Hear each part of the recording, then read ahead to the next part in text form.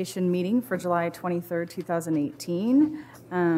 We are going to move into executive session. Do we have a motion? Yes, I move that the Board of Education recess to executive session to protect the public interest in negotiating a fair and equitable contract to discuss negotiations pursuant to the exception for employee negotiations under COMA with Anna Stubblefield, Jerry Kimball, David Cunningham, Kathy Johnson, Sam Reed Devon, and Matt Brungard invited to be present, and with the board to return to open session in this room at 7 p.m. with possible action to follow. I have a question. Did you say Dr. Lewis? No. With Dr. Lewis. I'll second the amended motion. Beeson? Yes. Johnson? Yes. Fincher? Yes. Ingram? Yes. Jones? Yes. Kimball? Yes. Motion passes 6-0. Sorry, you can come.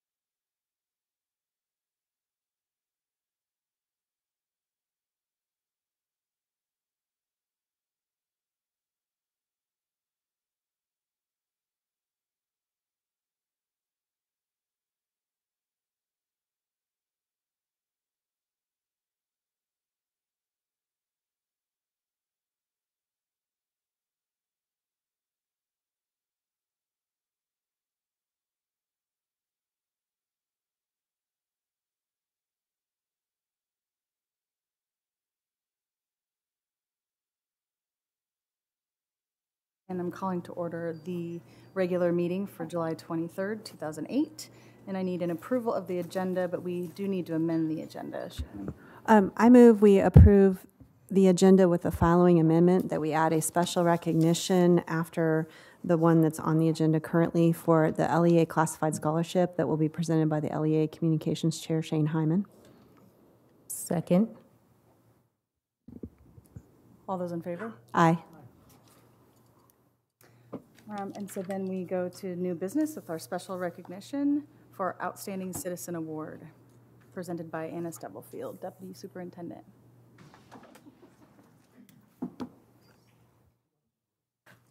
Good evening. It is my pleasure to recognize Gail Vick with this year's Outstanding Citizen Award. Gail has served on the Lawrence Schools Foundation Board of Trustees for 8 years. As you know, the foundation is committed to enriching the education provided to all students in the Lawrence Public Schools through the generation and management of gifts.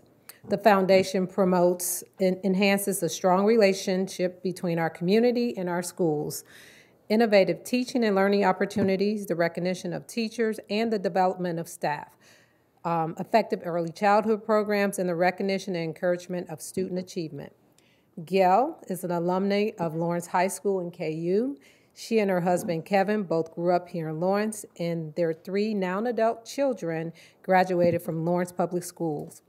Gail now enjoys spoiling her 6 grandchildren. As one of the current foundation board members with the longest tenure, Gail has served on the Community Education Breakfast Committee, the Follies Committee, and the Program Committee. She has been a member of the Executive Committee as Vice President and President of the Foundation.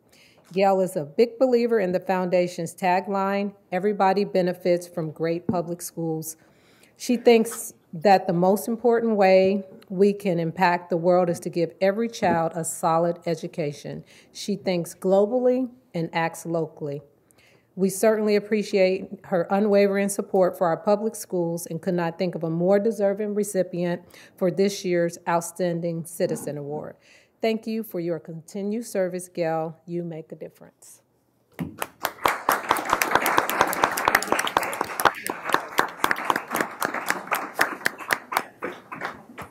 Lovely plaque to present to you. Oh, thank you. Sorry. Put it up. Thank you. I'm humbled and honored by this recognition tonight, particularly because it comes from a district and a community that continues to prioritize a great public educational system. I know your job as school board members has been difficult over the past couple of years, to say the least, challenging, and I appreciate your unwavering dedication to our kids. I'd like to say a welcome and a thank you to Dr. Lewis. I know we're going to continue under your leadership, to continue to make great strides in our district. Thank you. Big shout out to our teachers, because they are the ones in the trenches doing the really great things for our kids. And I would be remiss if I didn't say a big thank you to the Lawrence Schools Foundation board and staff. I have been so fortunate to stand side by side with those folks for the past almost 9 years. They are a very committed group of individuals who give of their time, treasure, and talents unbelievably. We don't always agree. We're an eclectic group. We have some very lively discussions sometimes, but we always agree on one thing. Like Anna said, everybody benefits from great public schools. So thank you so much. I appreciate this.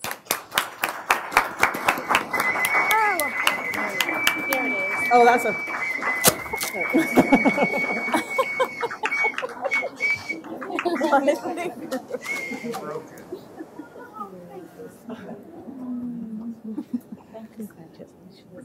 Here's a lively group.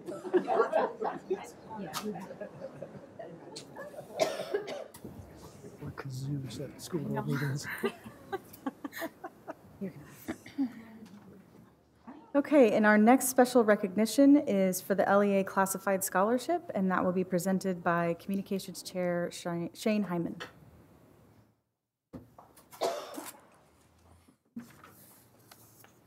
Thank you very much. My name is Shane Hyman, the Lawrence Education Association Communications Chair, and every year we give out 3 $500 scholarships to classified staff that are getting a degree in education. And tonight we would like to recognize 3 individuals who are going to receive $500, Jessica Willems, Sierra Jackson, and Sheila Newberry. So if you can come on up and get your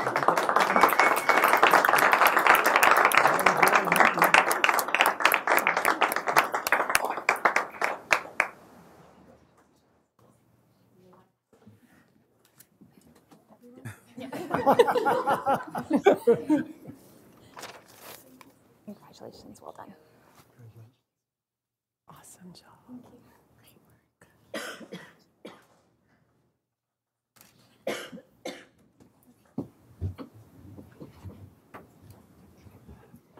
Okay, so we will move on to the report of the President of the Board of Education, which I don't have a large report, but I did want to point out that at everybody's place is a list of their committees that they have been on, and if you have any issues with them, please let me know. Otherwise, these will be our 2018-2019 committee assignments.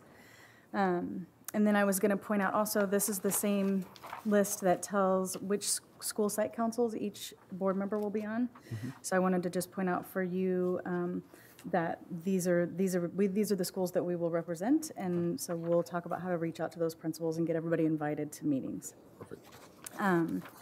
And with that, I wanted to just say I hope it's been a really fun first couple weeks here at the district. Yes. So it's been exciting to get your Friday reports and see how much you've been out in the community and meeting with people. So I heard a lot of good feedback when I'm out there talking to people too. Good. Yeah. Thank you. Thank you. So we'll move on to the report of the superintendent. All right. Thank you, Board President Beeson. Good evening, everyone. First of all, I want to say it has been an amazing time, amazing first 3 weeks here in Lawrence Public Schools. We have been out in the community, getting to know a lot of people, getting to know a lot of restaurants, and in and out of our EDS building here, meeting people as well and just speaking to people. I do want to recognize the superintendent in the audience, Dr. Mark Bedell, my former boss and one of my mentors, the superintendent of Kansas City Public Schools, and his wife, Robin. He told me that he would come to my first board meeting, and he's here. So thank you so much, Dr. Bedell. I think I had mentioned to you guys earlier that we went to get my children on yesterday. So we have 3 of the 4 back. They're with my wife. There's Sierra. Raise your hand, Sierra. Kaylee and Braxton there. And of course, my wife, Tiffany. And I also have another support in the form of one of my realtors that was working with me as I moved here, and he's here, and he has 2 Free State children that are also in the audience. Adnan, raise your hand. His family. Thank you guys for being here and the support. But it's been wonderful. I'm truly excited about the opportunities that are about to take place here in Lawrence. I will say this to the board, and I'm sure you know this, we have an amazing team of people that are on the back seat. They're back there working already. Just can't stop working. An amazing team that's really gotten into really understanding me and how I work and understanding our vision for where we want to take this district. So I definitely want to thank all of our team members back there in the back. Let's have a few things yes. Let's have a few things I want to share. I joined a team of Lawrence administrators on last week to Omaha, Nebraska. Samri, Anna, Darcy, Rick, and Jerry. We all went to Omaha, Nebraska to attend the 3L conference. It's the Leading Leaders Conference. And this is a conference that specializes in providing support and coaching to our building principals. You will see an intense focus this year on our building leaders, our instructional leaders. And so this was a conference that really centered around those skills to really look at and see how we're leveraging our directors, Rick and Darcy, who you guys approved of having on last year. And I will tell you one of Darcy's comments after the break, and this was the first day we were there at about 10 o'clock, Darcy said, we can go home now. This has been that beneficial to us. So I definitely want to thank the team for driving up in one of our vans. We took a road trip. Thanks to Rick for driving the van up there. We had an amazing time, but most of all, I think we came back with some strategies that will hopefully help our building principals. The board will hear more tonight on our Power School update, but just to kind of let the community know, while the district continues to work to replace Skyward with Power School, we have reopened Skyward for the purposes of parents going in to print their GPAs or class schedules.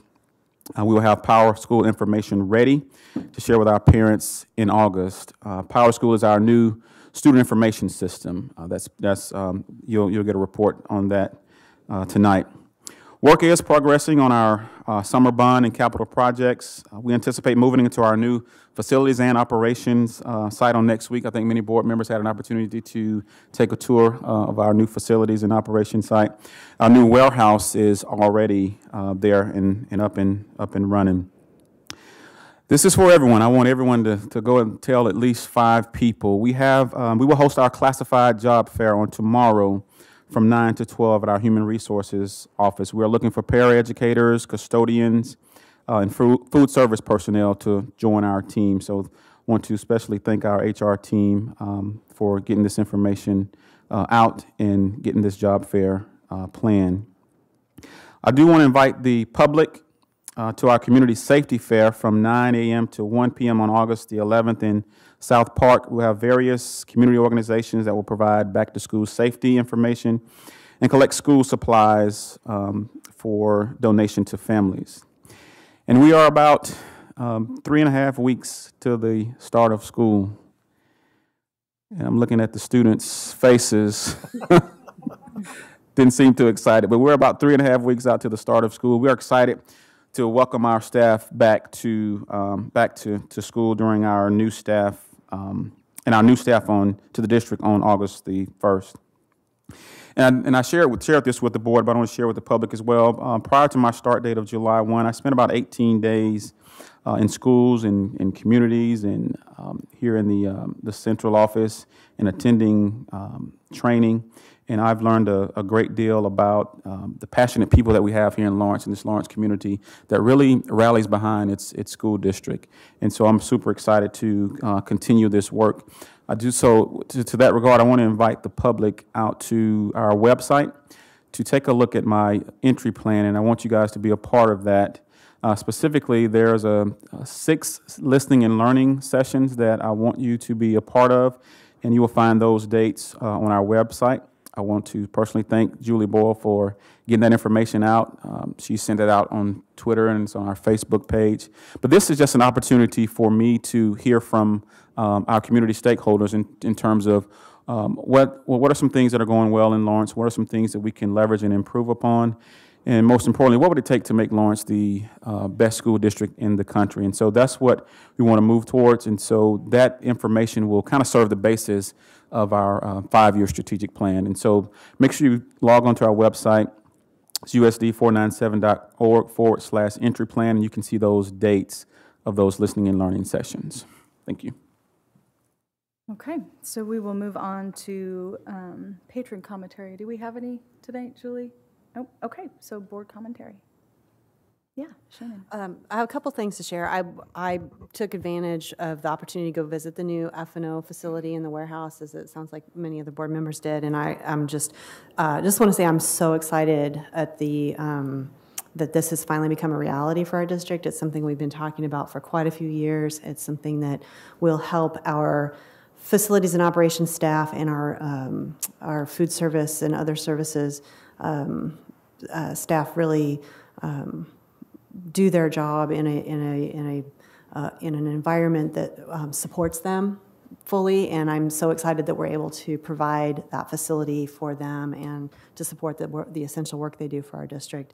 I had the pleasure of attending the Youth Civic Leadership Institute dinner at the Dole Center on July 12th. The Youth Civic Leadership Institute, for those that don't know, is a program that the Dole Center does every year. They take applications from high school rising seniors who've been nominated by their schools across the state, and they bring a group of those students, I think somewhere between 50 and 60 of them, to Lawrence for a 3-day intensive leadership and civic engagement and education experience. They do things like visiting with legislators in Topeka. They invite local public officials to this dinner, and it's always a lot of fun to talk to students from across the state and hear about why they are interested in public service and civic engagement and what they've gotten out of that experience. We had students from Lawrence Public Schools that were participating. I was really excited that this is the first year I've been that there was a student from my hometown participating in the Institute.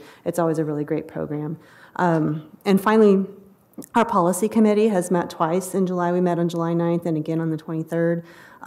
We've covered several topics multiple times recently. We had an update on discussions with the middle school leadership on cell phone use and standardizing policies across the 4 middle schools about cell phone use in the buildings by students, and also an update on work that our staff is doing with building leadership at the secondary level around Tier 3 supports and discipline and consequences and just providing some uniformity around expectations for those things. I think we had some really productive conversations about those things.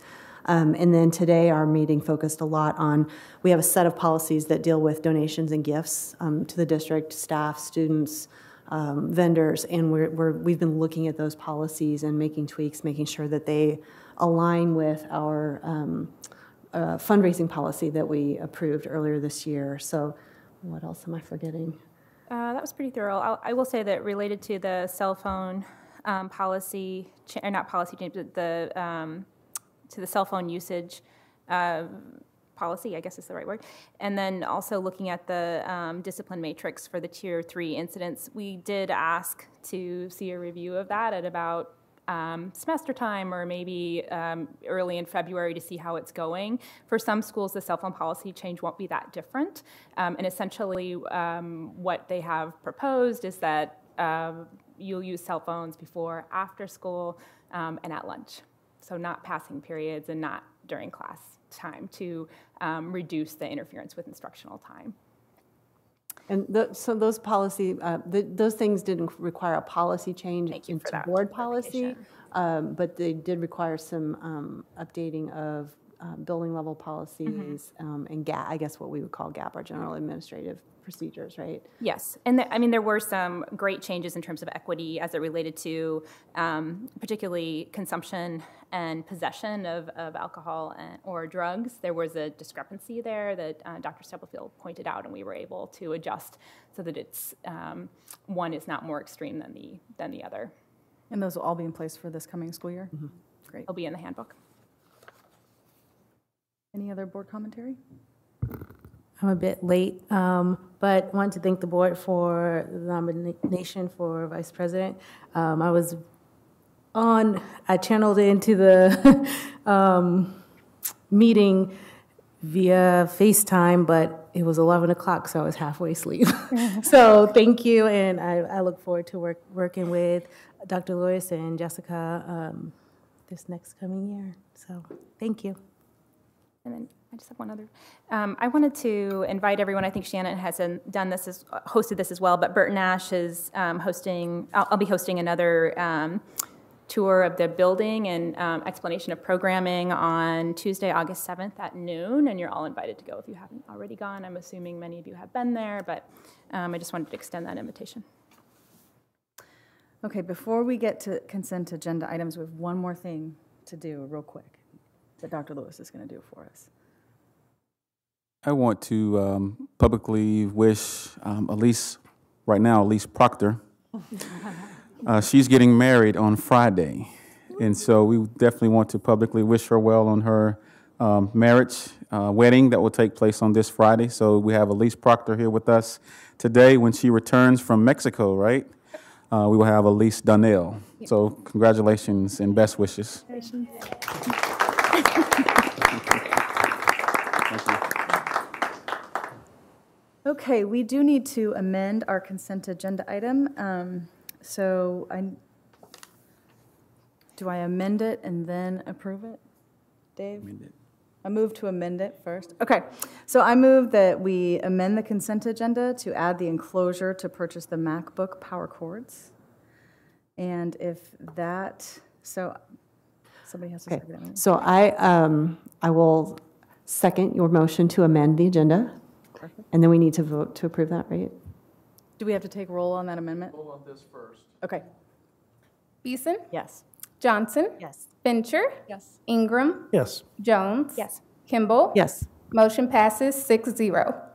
Okay, so now we can move to approve the consent agenda, which consent agenda items are those that are considered routine and adopted by one motion unless any board member or the superintendent requests that an item be removed.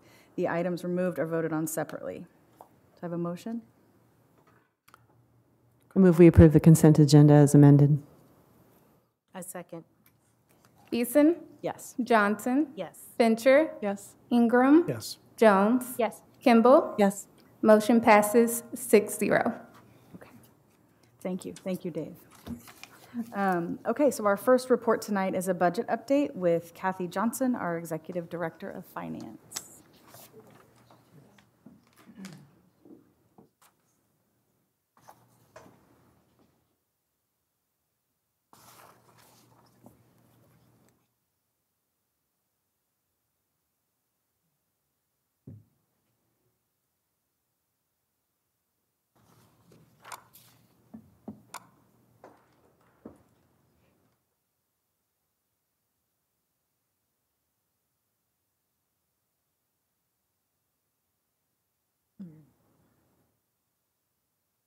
So, and I apologize if you were not expecting that order on the handwritten one. It had you first, and online it has Terry first, so Okay. apologize, Terry. We'll just Roll with it. go with it. Okay. Good evening, Kathy Johnson, Executive Director of Finance. So tonight, we're kind of giving you a touch point on budget. And then, so as I go through this, see what questions you have. Recently just got forms, so we are still kind of trying to wrap things up in order to get you what would be a more detailed presentation with the actual details of actual and where we end up for publication. So this is sort of a touch point to remind you of what we've done and some of the legislative items that have come up just as right at the end of the year. So first thing I always start with you is just a reminder of the calendar. So again, today will be the legislative update kind of piece, some budget assumptions that we are for 18-19. Tentatively, I believe Dr. Lewis has sent out some inquiries about a time for next Monday to approve Code 99 for publication and then notify the public about the budget hearing. So I think that is kind of solidified, I hope. So that'll be next Monday, and so that'll be kind of your more formal. And then we should be able to publish and have our 10-day window to get our budget hearing scheduled for the 13th of August and not have to do another special meeting, and then certify with the county at the end of the month. So that would be what your calendar would look like based on that, and trying to avoid 2 special meetings with you all, but the timing was touch and go with the state. So to start with then, I'll just go through a few legislative notes. A lot of these haven't changed from some of the earlier anticipation, but with the final Senate bill. So we know that our career and tech CTE weighting will be based on our current year, FTE, and our bilingual education weighting will also be based on current year. So those are 2 things that are not changing. The 10% floor for computing free lunch for a school district, grades K-12, is being repealed, and that's what drives your at-risk funding. So that doesn't impact us because we're above that 10% floor, but some of the districts that have less than 10% free lunch, we're getting 10 regardless, and that has gone away. So that changes some of the redistribution of those dollars. Transportation formula for the students, as you recall, that was sort of in question and clarification was required, and so that was clarified in the statute. It remains about the same. It was the higher of what the current formula says or what we've been getting. That will change going forward, and if we were to have done that this year and taken what was the new calculation versus what we've been getting in the past, we would have actually lost some money.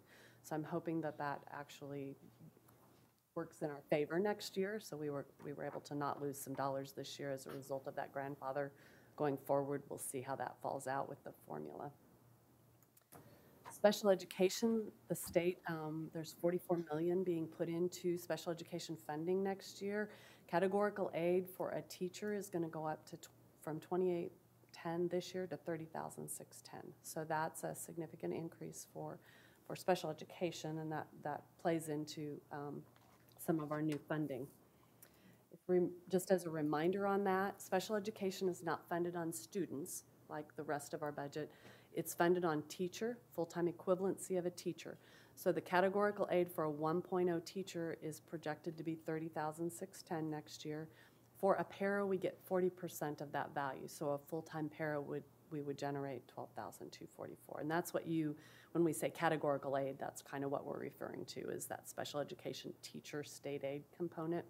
As you remember, all that goes into general fund before it goes to special ed, and we'll talk about that here in a minute. 80% of our transportation costs for special education students transported with transportation in their IEP is eligible for this 80% state aid piece.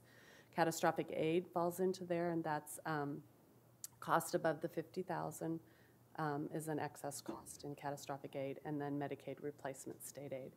And so you add all those together, and then you divide it by the base, now called the base aid for student excellence versus base state aid per pupil, if you remember. So new name. But you divide it in there, and you get that weighted FTE for special education, and then that's formula as part of our legal max, and then we just transfer it to SPED. So it's a weird formula, but it's how that works and circles around. They did increase some dollars that are going to be for early childhood, about $2 million in the state pool to then divide out by districts. The expansion of this is they're hoping to reach some 3-year-old at-risk students. They do want to make sure that all 4-year-olds are funded first across the state, and then if there's money left after that happens, then they'll look to fund 3-year-olds in the district. So they're trying to expand some early childhood programming. So down the road, as we strategically plan how early childhood fits in our district, along with parents as teachers and Tiny K and that whole spectrum of services, that may be something that we'll want to explore further. They did amend the law to require a proportionate share of general fund weighting for at-risk be applied to the LOB and then transferred to at-risk, and the same be true for bilingual fund. We weren't sure the interpretation of this. We thought maybe we were going to have to transfer that proportionate share out of both funds. It turned out that they have taken sort of that language. There's nothing in general fund required, only the LOB. And so the requirement is that we transfer at least that part of the LOB to those funds, and general fund, we can adjust that transfer however. So we've done a little bit of that already. It doesn't really matter, impact us negatively. It's just sort of adjusting. Instead of out of Peter's pot, it's coming out of Paul's pot. So it's just kind of changing where that transfer will come from. The LOB state aid is computed on the current year's budget as recommended by the Supreme Court for equity purposes, if you remember the equity part of our formula. And so that actually is in our favor because we didn't last year get the state aid that we would have if they had done this. And so if you remember, our mill levy swung in a direction we didn't like. So we're going to see it swing a little differently as we get to that part of the presentation tonight. And then going forward, we should be able to see that LOB equalize back out to a fairly stable mill levy like we've seen prior to block grant. But it's seesawed as a result of them continuing to change this component of the formula over time. The law requires us, or provides for a 15% LOB or local option budget. Most districts, or all districts in the state, actually already have a minimum of 15%. If you recall, we're at the maximum allowed of 33%, and so it doesn't impact us, and it actually won't impact other districts too much across the state. They are going to finally allow for that local option budget or LOB base to increase. If you recall, the 4490 would kind of be where we might be with cost of living if we had been increased over time. And they were going to wait until the actual base or base state aid and general fund reached this amount. And the likelihood of that happening as fast as maybe they thought originally, they're going ahead and allowing for that in 1920 to be increased by the CPI. So as you see some projections a little bit later, you'll see that that's a component of that. So it's a false base kind of thing and a different calculation than general fund. And it was just something that they did pre-block after Montoy kind of thing to adjust a little bit, give districts some additional dollars in a way that they could. Unfortunately, at the time they did it, they didn't equalize it with state aid. So at least now they're equalizing it. When you look at that then, how is our general fund legal max calculated? So again, 1819, it's going to be based on weightings, and all of these weightings go into that legal max calculation, and they are all on this year's audited information. So that's similar to what happened pre-block, and that doesn't change. So we really won't know officially any of this information. Could be anywhere from February to June, because special education, we don't know the final number till June, which will be right at year end. We know the others as soon as they're done auditing our enrollment for 920. The thing to note on this list, which is the same as it's always been, so nothing has changed, is that new facilities, this will be the last year we receive those funds. If you remember, they're one-time monies, and when they go away, they're part of our FTE that impacts our budget. And so that goes away after this year. And on the next Monday, I will go into detail of the actual calculation that's benefiting some dollars for us from these as we work through the rest of the forms. But this is just kind of a reminder. All these weightings are being projected for 18-19 at a very similar level as in 17-18. There's no significant changes to really anything within our programs or our student populations that generate those dollars. So it should be very similar to the past. Special education is going up, and the only reason it is going up, as I described earlier, was the category. The other part of our legal max and general fund is virtual school. If you remember, it's no longer part of our enrollment number. It's just a state aid calculation. And the state aid calculation is full-time virtual students get $5,000, and part-time it's $1,700. If I'm a student 19 on September 20 or older, I don't get to count in any of that, and we only get $709 per completed credit hour of those students. And they can't get more than 6 in a year. So those groups tend to be your adult students, or which you might think diploma completion kind of program that's doing virtual. We have every once in a while a senior in the K-12 kind of education of virtual that will be 19 on September 20. And they would fall into this pocket of students. So that's a different calculation, part of our general fund legal max. And the last piece is our enrollment. And our enrollment is going to actually be based on last year's September 20 enrollment, not current year. So they're not waiting till the audit and telling us what that is. So that's one component of what we can plan for going forward, which is different than pre-block grant, where we had to kind of wait till audit. So our student enrollment is based on 9/20/2017 audited enrollment from 17-18 for our 18-19 legal max. It is down 47.8 FTE. We are not growing. So we have an option of using the lower number or the previous year if it's higher, and if you got to a point, it might be that you could 3-year average. So because it's more beneficial, last year, or 9/20 of 16's enrollment is what we're going to use, and we fall under what they call the declining enrollment calculation. So we will look at that, and you'll see that this is the table from that Form 150 that calculates our legal max, that on September 20, our FTE enrollment audited at 10,657 FTE. On September 20 of 16, it was 10,704.8. So we're using the higher number, even though that's not our actual, and it's only kind of a 1-year provision. So when you think about budget, and budget's based on enrollment, this is impacting where our new dollars can come from, because we aren't growing, we actually declined. So that has a negative impact on our budget. And that's, Lawrence is really funny about enrollment. We have these years where it seems like there's a little bit, but we're not a big growing district like our counterparts to the east. We are pretty much a stable kind of enrollment district. Every once in a while we'll see a dip, every once in a while we'll see an incline, but we don't see the 200 and 300 FTE kinds of increases, which help some of the districts around us with new dollars, because we're kind of working with the same student count, and unless the formula changes in a really positive way, we're not going to see lots of new dollars, and that's pretty normal for Lawrence. As we look at that. And we'll look at that more. I'll give you some history of enrollment growth and some things like that next Monday. But that's impacting kind of what we're looking at. And so that's something we need to keep in mind. So our base aid for student excellence, or what you used to know as base state aid per pupil, this current year it's $4,006. Projected for 18-19, it's going up to $4,165.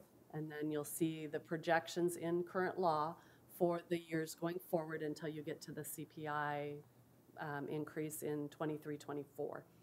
On the right, Dale Dennis shared with us at our budget workshop of what the State Department of Ed recommended to meet that inflation component. They are not significantly higher. So in where I think a lot of hope had been with all these studies that the state did, that maybe that adequacy piece was going to be a bigger number for us.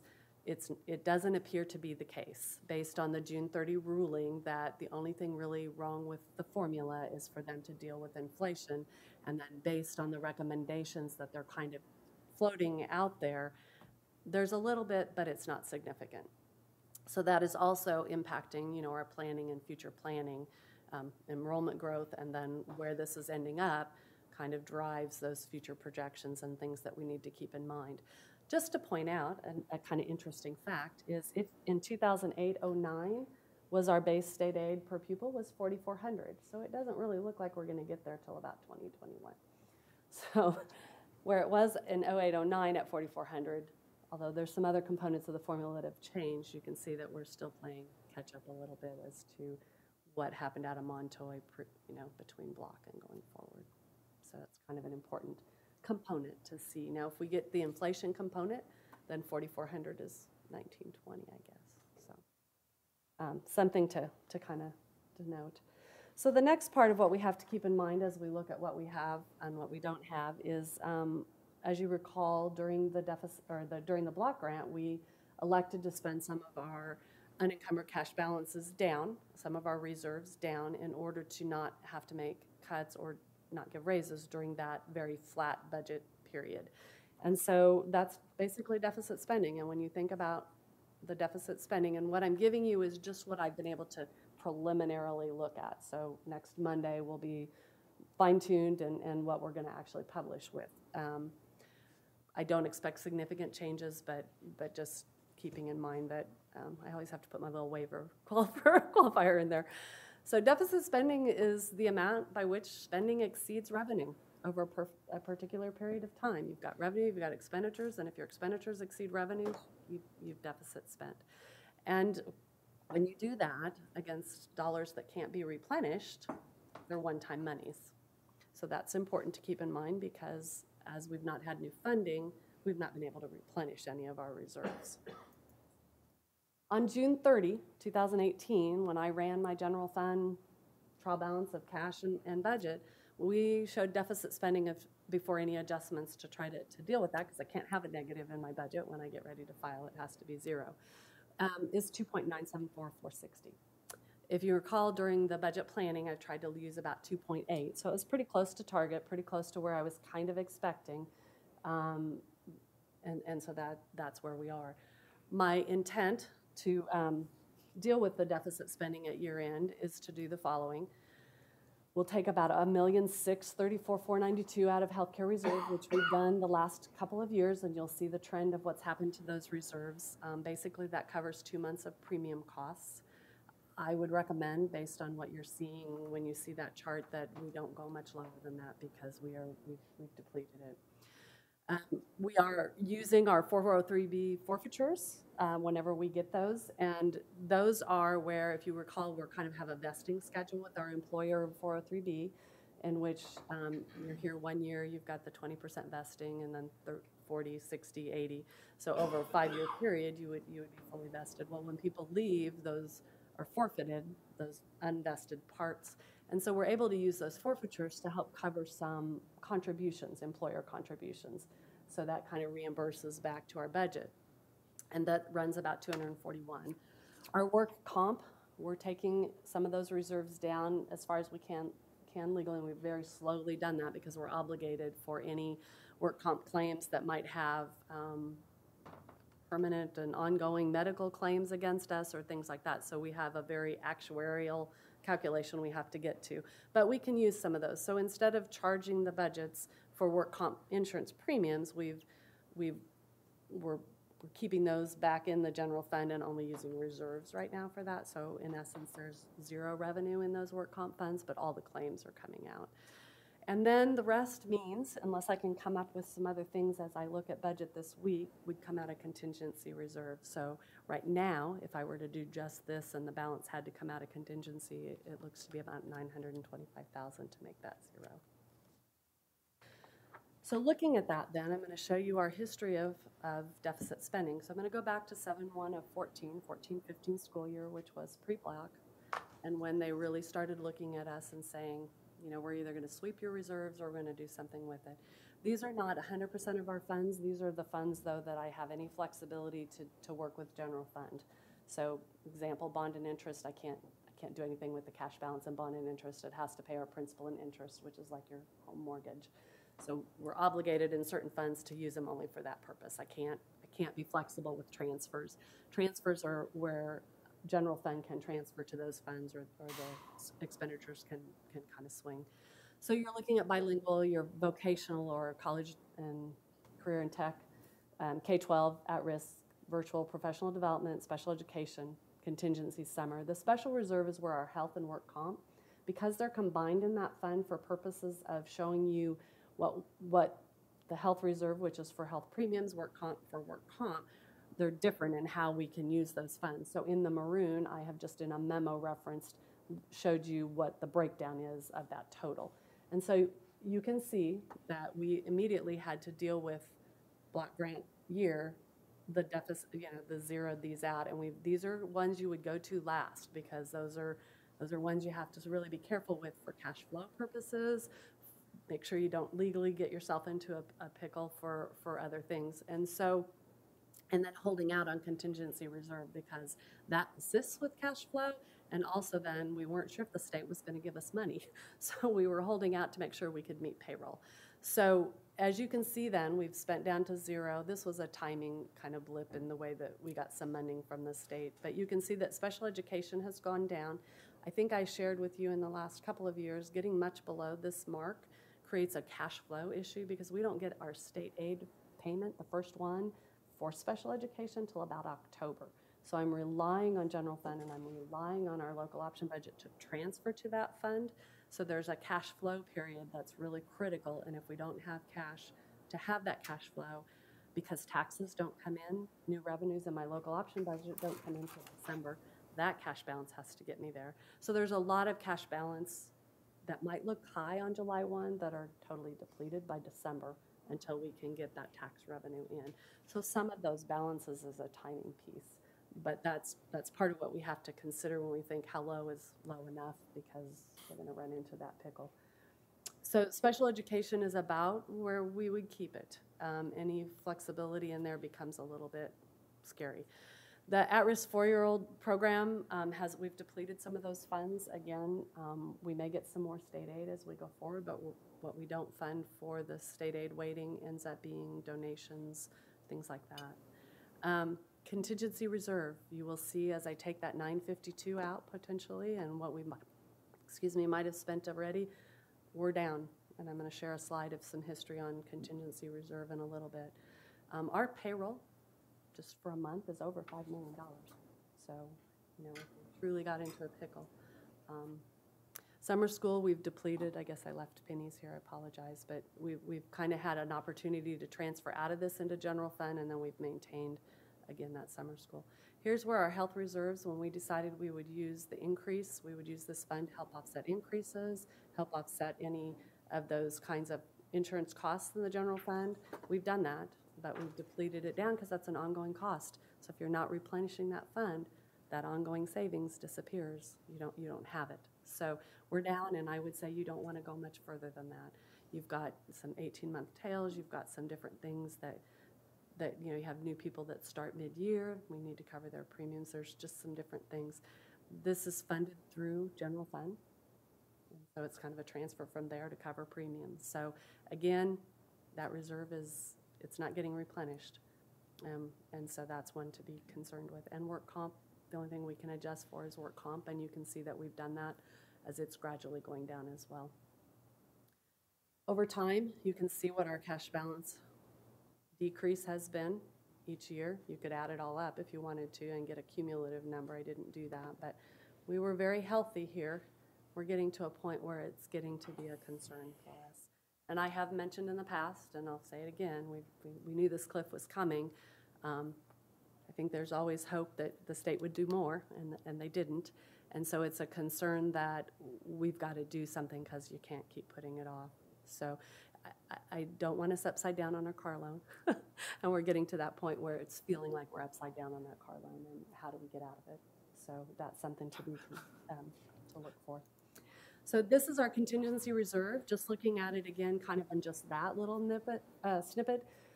At one point, we were about 9.6% of our general fund. We're down to about 3%. When we look at some things about deficit spending and our estimate to end this year, and then if we only do half of that 2.8 or 2.9, our contingency reserve could be as low as $1 million next year. And that gets really, really scary. So as we go through this and you make final decisions, those are things we need to keep in mind, because that's lower than we should ever be for a district that has a budget our size. Contingency, as with all cash balances, is one-time money. It's not replenished each year unless it's a surplus. Surplus means revenues are in excess of expenditures. And until we can get there, we can't even replenish those reserves. So that's something that we also need to keep in mind as we continue to plan. So our estimate for new funding. This next slide, as we look through those calculations and what is our components of that Form 150 that we talked about at the beginning with the legislative update, our estimate for new funding, general fund, special education, local option budget is about $4.7 million. I tried to, based on what little I know, my crystal ball is not, too glowing when it gets to trying to project out what the state might do and a lot of other variables that I can't control.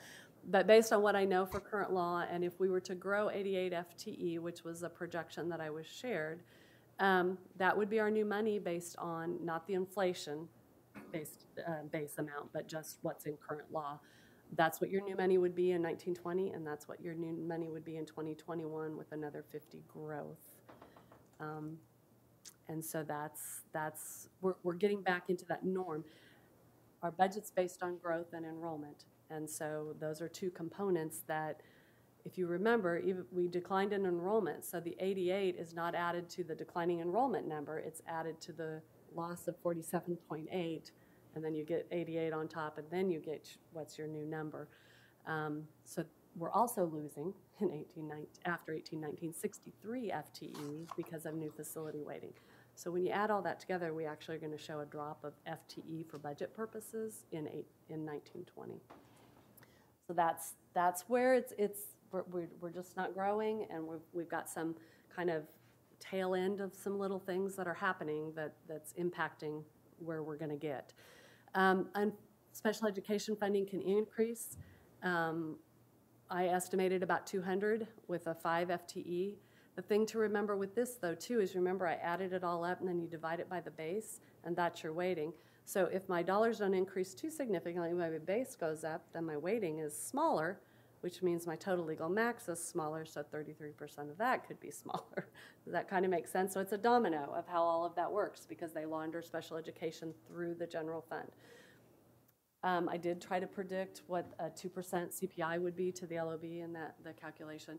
And then I have to tell you again, this is all subject to change due to legislative decisions, state budget formulas, or unknown variables that my crystal ball is not going to be able to tell us tonight. But I tried to give you an idea of what that might look like going forward, because that's part of what do we do if we don't deal with 100% of deficit spending today. How do we think about that going forward? I did do a quick little calculation to see if we did get the inflation state aid next year, could be closer to the 4 million mark for 1920, and then it'll go back to about a 2 million kind of mark because it's just going to be the same kind of increase after you get to that new inflation amount. So 2021 wouldn't really change, but we might experience, depending upon what they do with inflation, something a little bit larger than that, but I wouldn't say that it's much larger than where we are today. And a large part of that is we are not growing. And a large part of how you get more money under the formula is enrollment growth. And that's something we're not experiencing, again, like some of our counterparts. Any questions before I kind of go on and remind us where we are with some of the decisions we've made through the April and May board meetings? These are sort of some formula reminders and updates. Thoughts, questions, anything?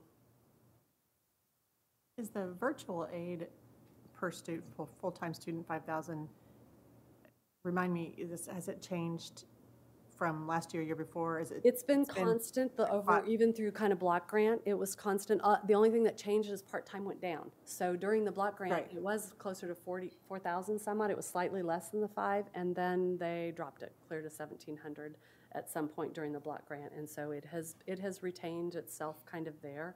We are scheduled to get another legislative post audit on virtual schools in the state as part of the law that was passed.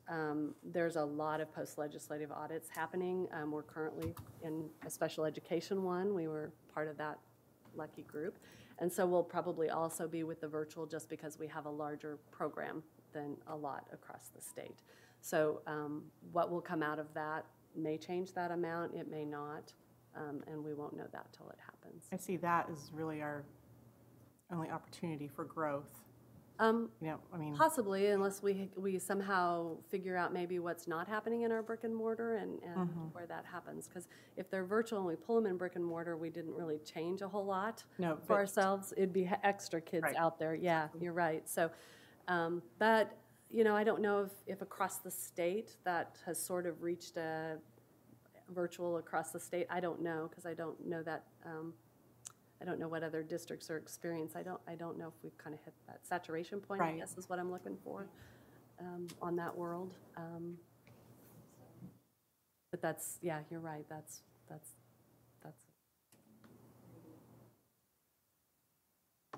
Nothing else here? Okay. So I'm going to kind of go through and remind us of where we are with some of our components that we've approved through worksheets in those April and May meetings. So the next one is a little bit of deficit spending. The one good news here is as we went into the new warehouse, that rent that we were getting is going to go away. I didn't take the full amount and I adjusted it slightly from earlier today as I looked at what utilities on the new place would be and some of that. So this is really kind of just the rental part-ish, and so that won't come out of our budget, so in theory it's a budget reduction, so it helps with deficit spending, as well as if we try to put half of that 2.9 or 2.8 would impact our deficit spending about 1.5. So from the slide before, you can see it was closer to 2.9, so we still have a lot to go, and we'll have to figure out how to address that going forward because we're running out of reserves. The other thing that you did in earlier is to let us move ahead with maintenance of existing staffing ratios. So we had a 0.56 FTE add for middle school. Our high school ratio went up 3.5, some CTE change, and then there was a slight decrease in the ESL staffing requirement. So that component is the additions and reductions related to just maintenance of staffing ratios. And those are certified positions. So those are all our teacher positions in our buildings. And as long as we want to keep our class sizes the size that they currently are being done at, we need to put our resources for teachers to them. The next thing we have is there were some things that were done that we offset by reductions. So they were important to do, enough to do that there was a willingness to offset somewhere else in the budget to make that happen.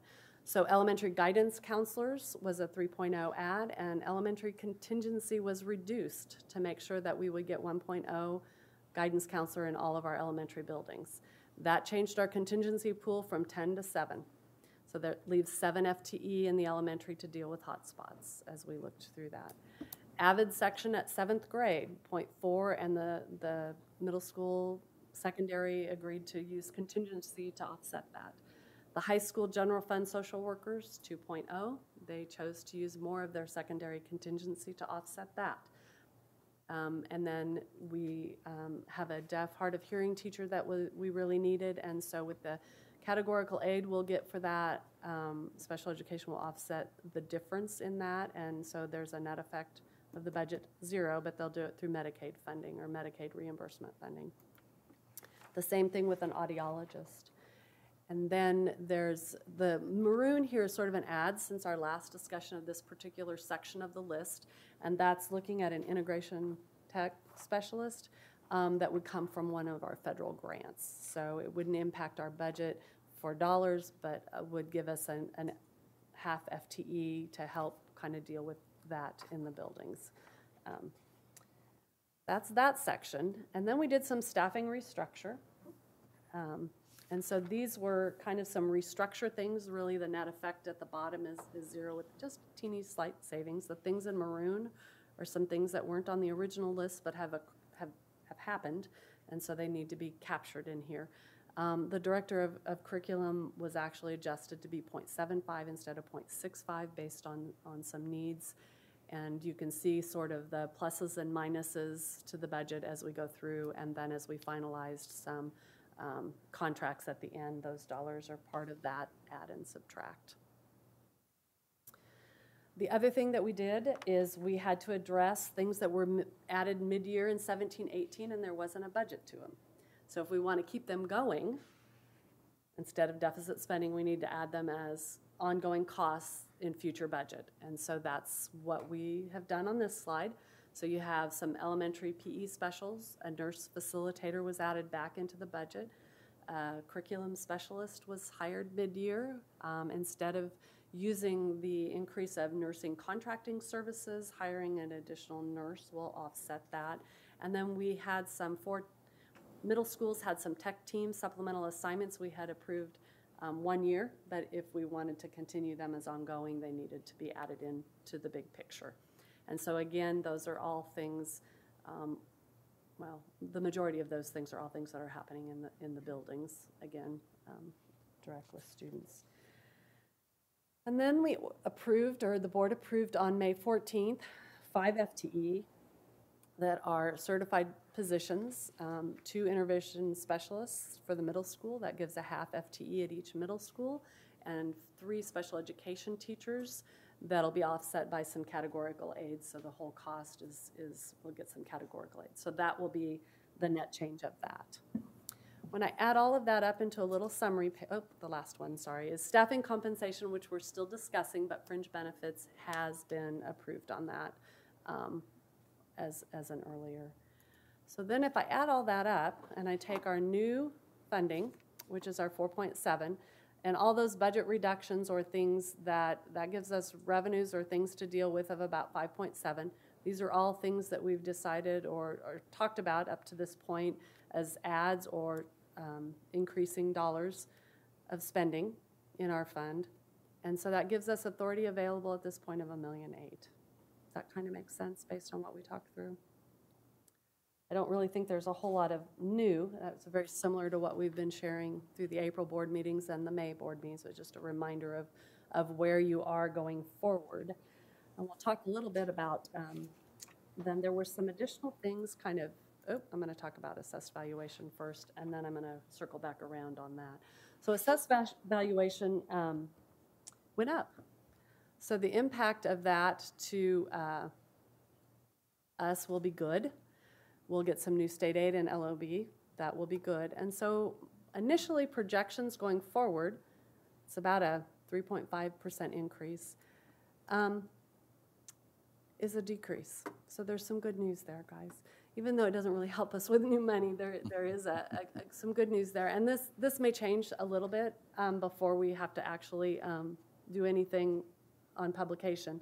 I'm still working through a final debt schedule for bond and interest. But if you remember, we thought we would have to go up 2.4 mils from this point on the new issue.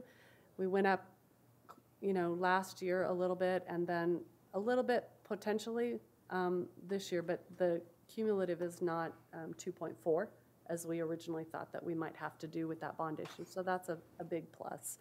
And then you'll see, as I mentioned, the yo-yo of the LOB mill levy. And all of this has been a result of the state changing a formula on us in the LOB. We had no control over what they did to us. If you remember, in this particular fund, you get your state aid, you have your authority, and whatever you don't get in state aid, you fill with taxes. And they would give us our state aid, and then they would take it away, and then they would give it to us, and then they took it away, and you can see the mill levy do that exact yo-yo. So as we have gotten through the court decision to equalize that state aid, and our percent stays relatively close to what it is currently, we should see this sort of flatten out a little bit, and in fact it has gone down a little bit. So as a result, and then right now the mill levy need in these two funds is so small that it didn't really register for this, but preliminarily this is what it would look like, and then just in a graph form is kind of a picture of that. So Kathy, just to reiterate or clarify, the bond and interest fund is only going to go up 0.6%, and that allows us to sell the other half of the bonds for the current bond issue that we're working on, where we split them up last year because of the big increase that we had. Mm-hmm. Okay. Yeah, and I'm waiting with Dave to just kind of tweak that schedule a little bit based on anything that might have changed in the market, and our timing has moved up just a little bit. But based on some preliminary estimates he and I are working through, and the valuation being generous for us in Douglas County, that helps us. That's David George K. Baum. Dave Arterberry with George K. Baum, yes. I apologize, I should have spelled that out for you. So, yes. Okay, great. So, thank you. That's a positive. So really our next steps is if you choose to make any motion on some things I'm going to share with you here, which will be anything additional you might want to consider for that list. And then if there are no additions, it's really just the board consensus to kind of move ahead with things as they are to this point. And that would just be saying, we'll move ahead, we'll go through publication, reminding you all that publication is not necessarily all the balance of the fine item details. That can still be tweaked all year long, but you still just have a flat amount of money that you have to work within. And those are those legal max authorities and those legal, the high end of the mill levy. And that's what's published and set for the hearing. So as a reminder, these are those other things that aren't in the ones above, but were things that we had a lot of other things that we just kind of discontinued visiting about because we knew the money wasn't going to go that far. But these are some of the things that were, well, depends on what the court does. We might want to come back and revisit, or we might just call it what it is and rethink about them for 1920.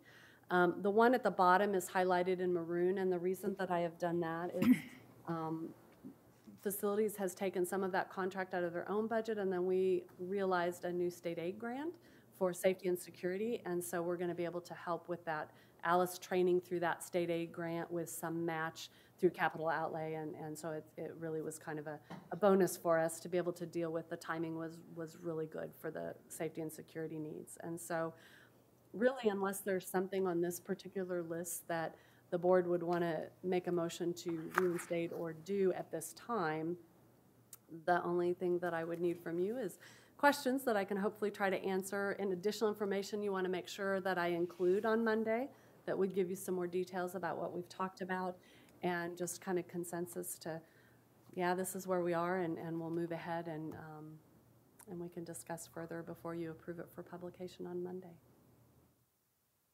Thoughts, questions?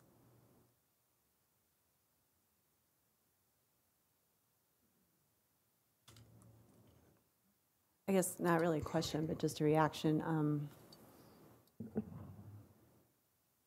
As much as there are things on that list that I would really, really like to see us do, given that we haven't finished negotiations and we have clearly a continually growing problem with regard to our deficit spending, I don't know that I would feel comfortable asking that we move any of these particular positions above the line for consideration this year, which pains me because these are all really important things. But I think we have some other things that we really have to focus, from my perspective, we have some other things we really have to focus on first.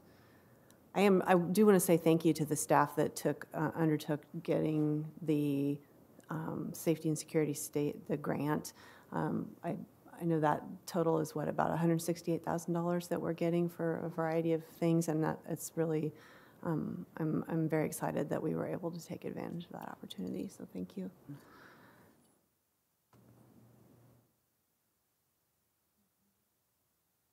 So Kathy, I know you're going to probably want to bang your head against the wall when I say this, but if you could maybe go over, you've basically, your suggestion is that we put $1.4 million toward deficit spending, and I understand you just went through this whole long presentation and outlined why you thought that, but if you could maybe re-articulate why that is the lowest that we could maybe have in that category comfortably.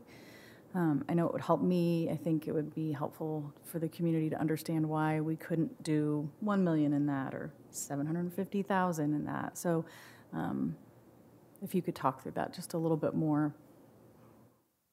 Well, this is one of the biggest reasons, is our contingency reserve is very low before that December taxes. So for cash flow purposes, to legally be able to use funds to cover salaries and those kinds of costs, that's what this fund does.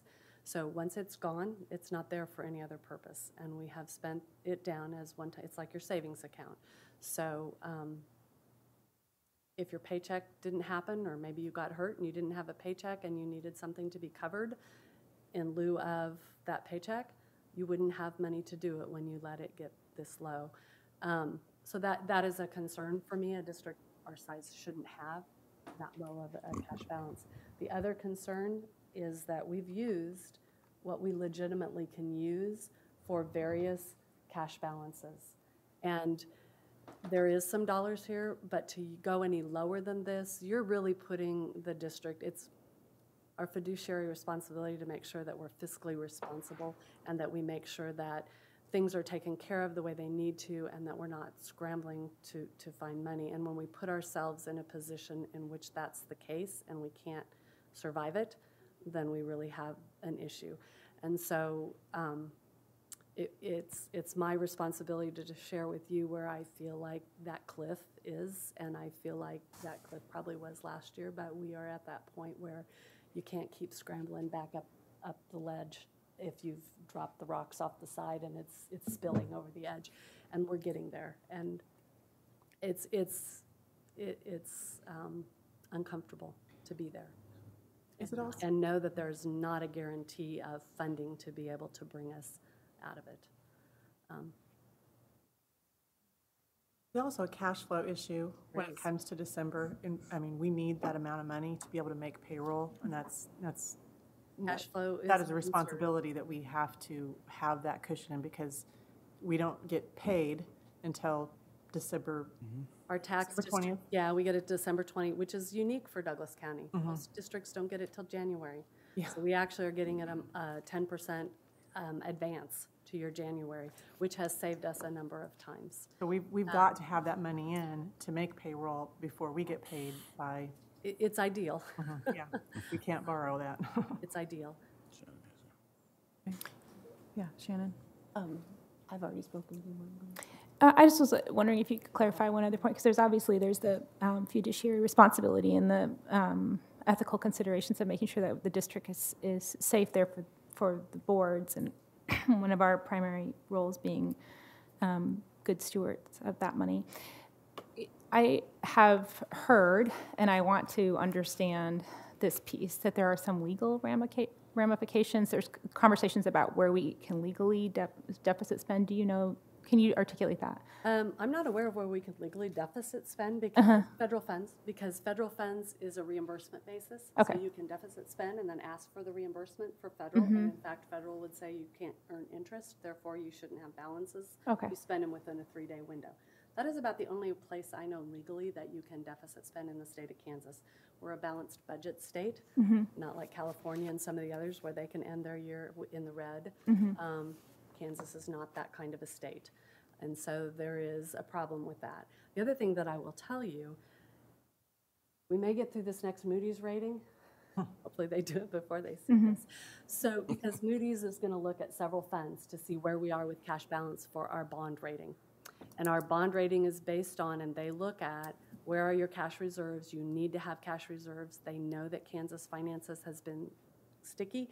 And the reason that our rating has been what it is because we've maintained the best that we can in a very dire kind of circumstance for Kansas, some balances in order to make sure that we're going to get business taken care of.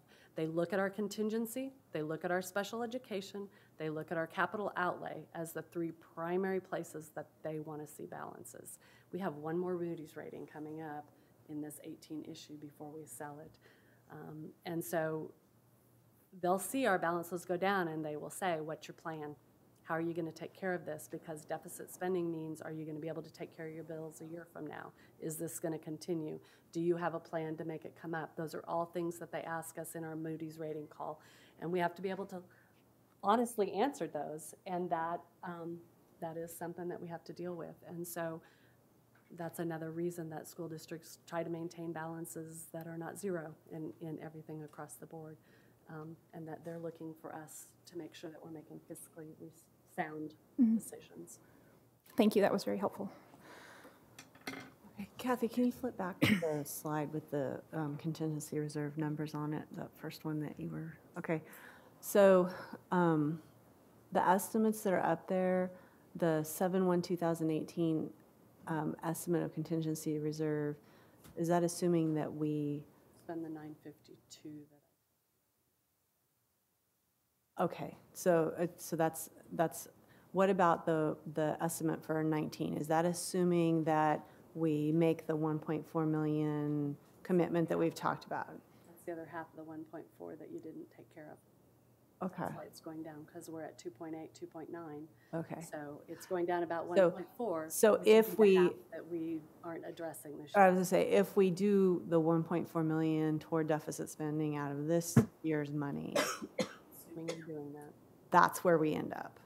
Yes, I'm doing that in this scenario. And that is like 1.5%. What is the General fund legal max is predicted to be about 79 million. When you look at it all, it counts a lot of things. And the Form 150, we'll talk a little bit about that. But so a little more than kind of. So over the years, there's been discussion about, the state saying you can't carry more than, and then what's the minimum recommended percentage. And it's sticking in my head that it's somewhere around 5% is where they. So back at one different point, groups say you should be. Is that? It's actually, if you look at the governmental accounting standards and some of the Oglen, I can't even say the name, Oglen Glip and that particular. Thank you. Oglen Myers. Yeah. There was some CPA kind of ranges of what was a good percent. 15 is kind of a percent that they talked about cash balances of a district should be at. And the reason that you could go lower than that was that there was a confidence in the districts that they were going to be funded in the way they needed to be funded. Based on the cash balances being above that kind of threshold, districts must feel like they're not comfortable with where finances are, so they're looking for that cushion of savings. And that's what they were seeing when they did the study, is districts were trying to hold reserves because they didn't know when their next paycheck was coming from the state, and that was a concern. As we had reserves spent during the block grant and during that, no, we're not going to fund you, period, all those balances have fallen pretty much statewide into what was sort of that middle ground, which is minimum risk, but kind of a confident, and that's around a 15%. And I'm happy to pull some of that out and give you a little snippet of that from some of those studies next week. I can pull some of that out to kind of give you that. But there's some guidelines in the governmental accounting CPA kinds of audit worlds that we can, that show kind of where that should be. And is that all funds? I think that they're looking at all funds. Not just contingency reserve? Contingency. But you remember some of our funds are zero. So general fund is always going to have zero because by law we have to. So we'll never carry over there. And then some of the funds that carry a balance shouldn't be considered in that because all they are is in-process taxes that we can't even spend for anything but putting it in the next year for the mill levy. So excluding those funds from the cash balances when you figure that number is important to make sure you're picking the ones that you can actually have any ability to change, because there are some that is just a function of a formula. We can't spend it anyway, even if it's sitting there. And so those need to be taken into an account when you calculate that percentage. And there is a little bit of a formula to do that, and I'd be happy to try to pull that out and show you where we are overall on that one. It might be helpful just to understand the context picture and what. Sure. Yeah, because that's been part of the studies the legislature's been relying on for evaluating where districts are when they talked about sweeping balances and some of the reasons that you chose to go ahead and spend some of those down. So, thank you. Any other questions for Kathy? Thank you. All right, well, we'll move ahead report. then, as is. And I think we're scheduled, is it 7 o'clock, Dr. Lewis, for Monday? Yes, 7 p.m. Potentially for a budget report that will allow you to approve the Code 99, which will be your maximum authorities and your maximum mill levies, and schedule a hearing for budget. That'll be August. Okay. Okay? Thank you. All right. Thank you. Okay, so now we'll have our Power School update with Terry McEwen, Director of Assessment, Research, and Accountability.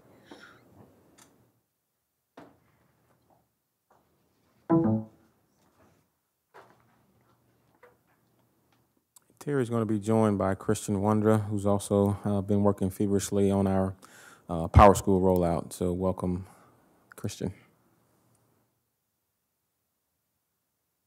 Okay. Terry McEwen, Director of Assessment, Research, and Accountability. I have to think, what is my title? And Kirsten Wondra, Assistant Director of Learning and Technology. we're going to talk a little bit about Power School, which is our student information system, and more. That's the wrong thing. So I want to go back through a little bit our journey from over a year ago. And it starts with the board goals that you all gave us to kind of consider some things. And it was a lot about how do we bring all of our separate systems together and make something that makes sense, and how easily is it used by any of our end users, our parents, our students, our teachers, community members, et cetera. So we began to investigate what does that look like, and we came up with a number of systems that we're using, and I'll show you that in just a second. But we really focused on our student information system, Skyward, and could it actually meet all of the district needs that we have, and could we come up with something that integrated more seamlessly all of our separate systems. So we began with something that looks like this. We have special education as one program, Skyward as a program. We had Viewpoint, which is the data warehouse, which is a completely separate program. We had Blackboard Learn, which was our learning management system, completely separate from anything else, and Google Classroom that some teachers were using. And then we had to buy a third-party vendor called DataSense in order to get Skyward to talk with Blackboard and vice versa. And as you can imagine, it became kind of messy and very difficult for teachers to use and manage. And it's sort of, where do I go to get what I need? How do I even make sense of any of this stuff? One thing that we did have going for us was that we had purchased Business Plus for our human resources and finance systems. And that system was acquired by Power School. So that made Power School an attractive option for us to start looking at and talking with.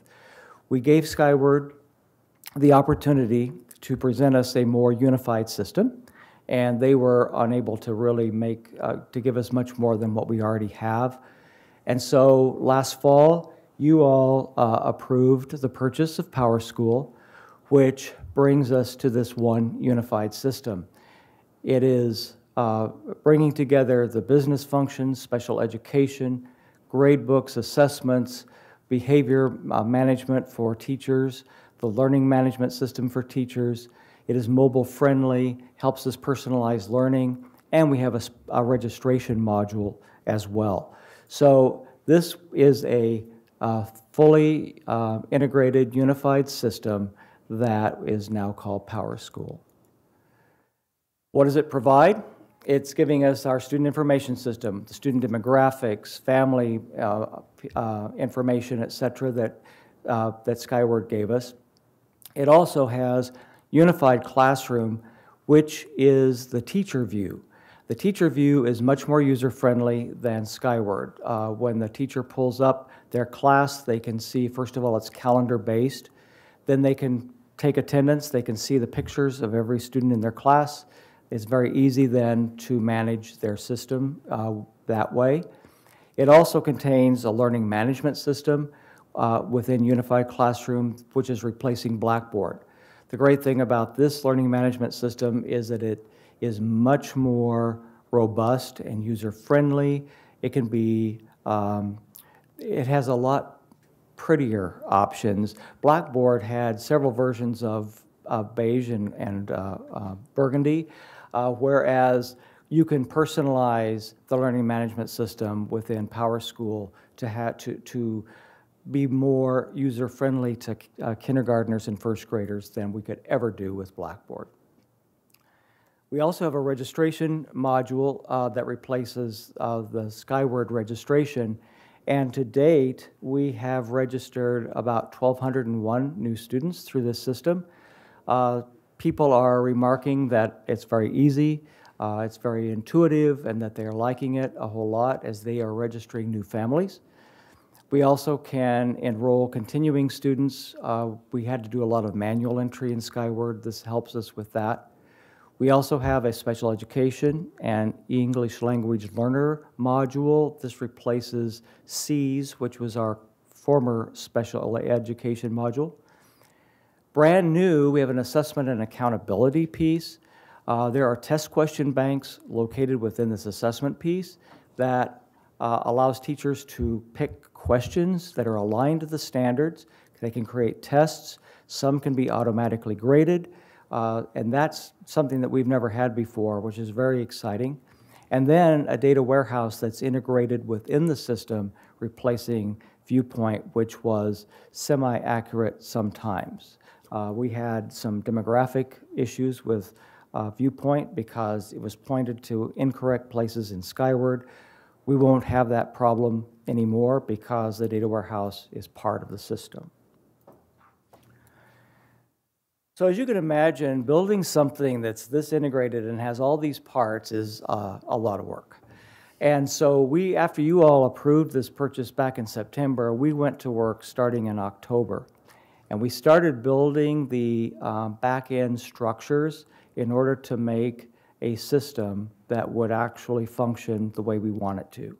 And in order to move our information from Skyward to the new system, it has to have some place to go. So we had to build all the background structures. We had to build calendars and grade levels and course and activity groupings. We had to put in all of our co-curricular activities. We had to put in the clock hours for every configuration. And because we have trimesters with elementary, semesters with middle and high school, a whole different set of structures for pre-K, and then we have the diploma completion program. So we had a lot of different entities to work with. Then we had to import student, teacher, and parent and guardian information. And then we had to bring in all the state identified curriculum codes over to the system. Then we had, yeah, gets fun. Then we had to apply all the course master information. This is where the courses are actually named in our schedules. And when we were doing this, we discovered that we could do a heck of a lot of amazing cleanup from Skyward. My favorite example is that in Skyward, we actually had 6 different naming conventions for 6th grade band. There should only be like 1. And so we actually pared down from like 465 course names at middle school down to like 250. That's just through cleanup and you know, streamlining things and making them work and be consistent. Then we enrolled, we've registered and enrolled new students. As I said, we've 1,200 and some to date. We had to import all the schedules for our 6-8, 9-12, and the K-5 rosters. And just as an aside right there, since I'm talking about student schedules, we did roll over at the end of June to move us in Skyward from the 17-18 to the 18-19 school year, and we rolled Power School simultaneously. In Skyward right now are some probably, people are looking, you probably have heard this from parents, looking at high school schedules and they don't appear to be exactly right. They will get made correct. When counselors get back, we have as we move to the new system, that should straighten some of it out, and we will have all hands on deck to make sure that they are right. So I just wanted to make that comment when I'm talking about schedules. Terry, could you expand a little bit on that? So if I'm looking at my kid's high school schedule, you're saying that it may not be accurate?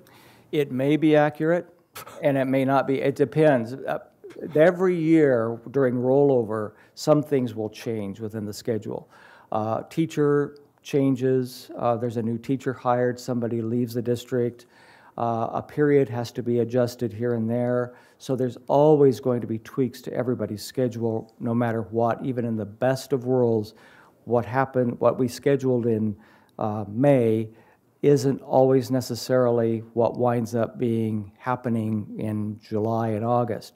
So there will always be those tweaks. But in terms of the content, the class, content should be okay. Fairly accurate.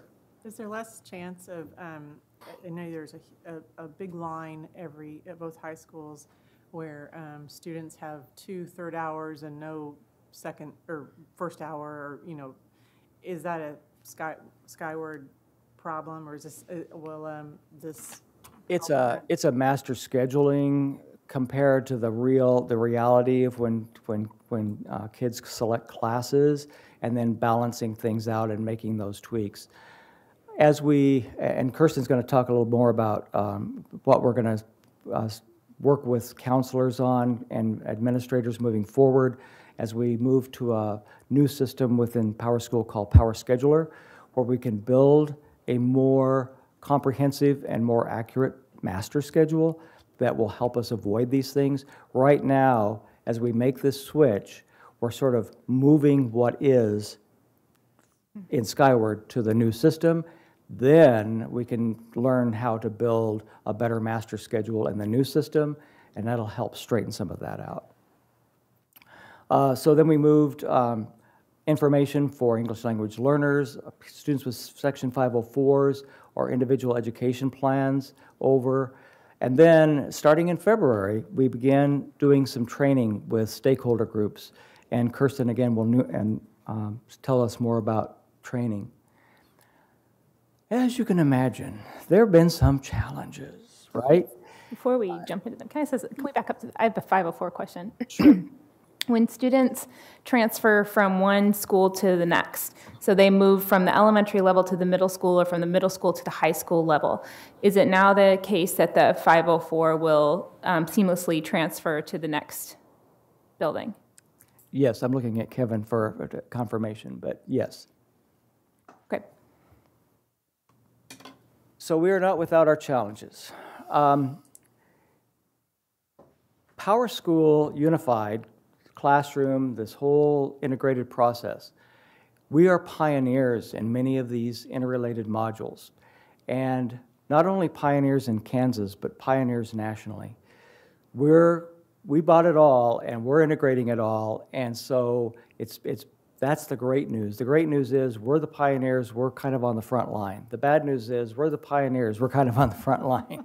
So we're learning some things, and they're working tirelessly with us at Power School to help us manage some of these things that sometimes we run into snags where one system doesn't communicate with another the way we thought it would.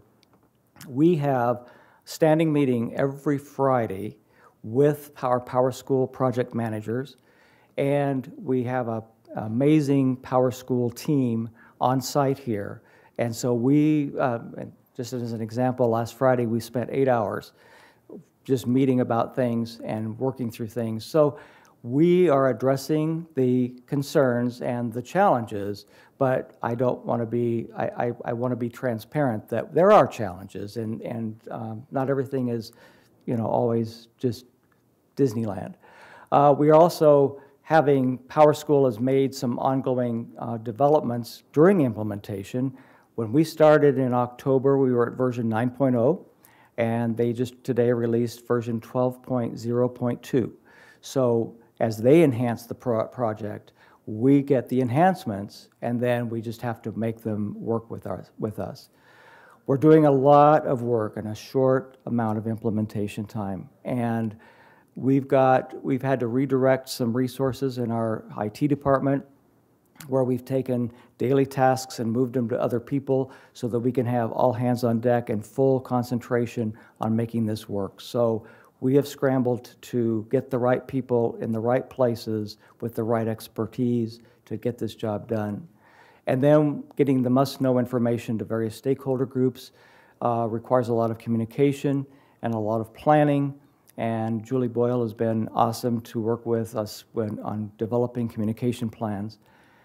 And the last challenge I'll mention is the change process. No matter what, no matter how awesome anything is, it's a change. We're moving from something that people knew, even if they didn't like it, they knew it, and we're moving to something different. And so we're helping folks navigate that change process by honoring where they are and then helping them navigate those waters of change. So before you go on, sure. Maybe you'll get to this, but what kind of is the timeline? And when you talk about some of these kinks, pioneer versus guinea pig, when you talk through like, okay, we're going to hit hiccups, we know we are, how are you communicating that particularly to staff who are going to have to be using this system all the time, and to parents? Because I can tell you that it wasn't until a couple days ago as a parent that I received anything from the district officially about Power School switching, right? And then when you go in there, it's sort of like, well, it's down and, to be. And so I'm just kind of curious what the plan is, the timeline plan for things aren't going to be ready by the time school starts versus, how are you working through that? Absolutely, and it will be ready by the time school starts and sooner than that. We've had a lot of progress over the weekend and today in some things. We're feeling much more comfortable with some parts of it. The parent plan, Kirsten's going to kind of talk through what that's going to look like. And then the staff plan, we've had, she'll enumerate this, but we've had over 75 teachers in-house. We've trained them, train the trainer kind of model, so that we can actually spend the whole day on the 9th of August with our which staff? Secondary staff, and on the 10th of August with our elementary staff. They will have a full day of understanding of Power School, and our kind of plan is not overwhelm people with all the things that they might need to know in February. But what do you need to know to get, now, so that we're really concentrating our professional development pieces? So along the professional development piece, so if the training happens in August and you are an instructor that has built a course in Blackboard or in Google Classroom and you need to you'll start teaching, so can you tell me a little bit about what did the support look like to move those the modules that they might have had built in a different platform into Power School prior to school starting? Yeah. Okay. All right. That's kind of that's the first part of this. So you have the full 2-page printout of this schedule. This is just a snapshot that I pulled from a portion of it as it's large. We knew that Blackboard and the switchover was going to be something that was going to cause angst if we didn't address it early on. So we worked with PowerSchool to get access to their learning product, which is their learning management system that's fully integrated with Unified Classroom. Or you can buy it as a standalone. So they gave us early access to the standalone, and that's what we trained on in February. Okay. So we had representatives from every elementary, learning coaches, and a day for administrators. So that was a really good sampling of trainers. They walked us through how to use their system, but then they also taught how to export out and import your Blackboard courses. Terry and I were then on the elementary PD day, and then the middle school, high school PD day. I did sessions all day long on class pages and how to get your stuff out and how to get it in. All the while trying to get everybody the information like Blackboard is leaving as of June 30th, get it out, because then it's gone. Yeah. We did want to leave that in the teachers' hands. We kind of used it as a wardrobe refresh. I mean, you can always just keep stuff hanging in your closet, but after a while, some things you really like and wear a lot, some things, that's kind of out of style. So we didn't want to just take everybody's classes and courses and systems and just plop them into our new system. Similarly, with our course selection, we wanted to pare it down and make sure that things that we were bringing over into the new system were instructionally sound. People had looked at them recently. So we relied on teachers and their time to kind of look at that and make sure that if they were moving it over, it was something that they felt it was of value. As a district, at the district team, we moved over the course shells that had been created at the district level, and those are currently in the PowerSchool library for people to access. And I know Dr. Buslow is adding to those as we speak with the curriculum work. You do your work on the 9th and 10th, they're going to be working within their set up PowerSchool page with all their content already there, and you're going to be navigating really if they brought it over, yes. Okay. If they brought it over, or they want to bring it down from the library, absolutely. There are some probably that are going to start with a new staff for sure, a completely blank page. We are going to provide them with a welcome template so that they can just pull that out of the library and have the basics of, where I put my picture, and just as a landing page, because I don't think we've set the expectation that everybody's really robustly using it as a system. We didn't have that for Blackboard either. It was an option if teachers really wanted to use that digital curriculum component. So our tech integration specialists and our learning coaches, they had availability on Wednesday afternoons, so staff could come here and work with Joe Smizer, Rachel Smith to kind of get one-on-one assistance moving their things over, or they could do that on their own. We had some tutorial videos and step-by-step instructions. We tried to periodically put that in the daily post. I do believe some building administrators allowed for some staff time for people to move things over if they needed to. And really, we had maybe just a couple that we were hearing emails as of June 28th, like, I can't get my stuff out. But I think they were predominantly successful. So I think, and still seem to have access to Blackboard. So if there were, we're not gonna, if people still need to move stuff, it doesn't seem to be gone. Okay. So that was kind of our foray into it. It was really nice, though, to get people exposure to the system, even if they hadn't used Blackboard. We tried at a February training to bring in those that had used Google Classroom really robustly, those that had really loved Blackboard, and then those that had touched neither platform. So that way we could kind of speak all of those languages to users, like, I'll take your hand, it's very easy, come on over. And so that really helped, I think, so that it is intuitive. It's not terribly awful. Some of the integration pieces of the assessment components and assignments and gradebook weren't fully functioning, obviously, in February. So that will be new features as we kind of train people in August. But that really, I think, helped ease quite a bit of angst. And the next features it sounds like you're training on are really intuitive pieces, I imagine, having kind of looked at it a little bit. So absolutely. Great. So after we did our February foray into the system, just to give you an idea, to date we've had 17 days of PowerSchool training.